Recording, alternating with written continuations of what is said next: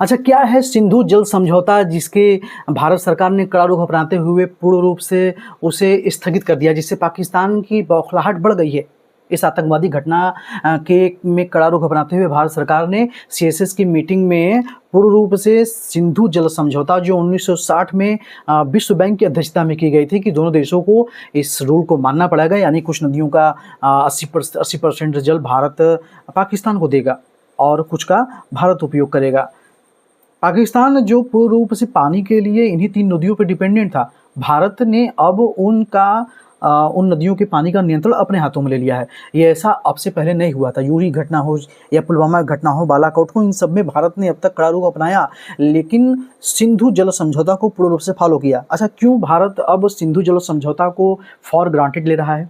इसलिए क्योंकि जो विश्व बैंक है उस पे भारत की निर्भरता दिन ब दिन कम होती चली जा रही है और इसी के विपरीत पाकिस्तान की निर्भरता विश्व bank per day by day बढ़ती चली जा रही है।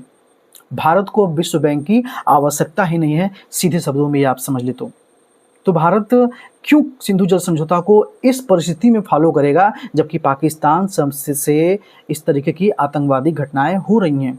टीआरएफ जो कि लश्कर तैयबा का एक ग्रुप कहा जा रहा है, उसने इसकी आधिकारिक पुष्टि भी की, यानी जिम्मेदारी भी ली है इस घटना करने के बाद, जिसमें 28 भारतीय निर्दोष हिंदू या पर्यटक कर दी जाए कि उनकी गन शॉट पे मृत्यु कर दी गई, मार दिया गया उन्हें।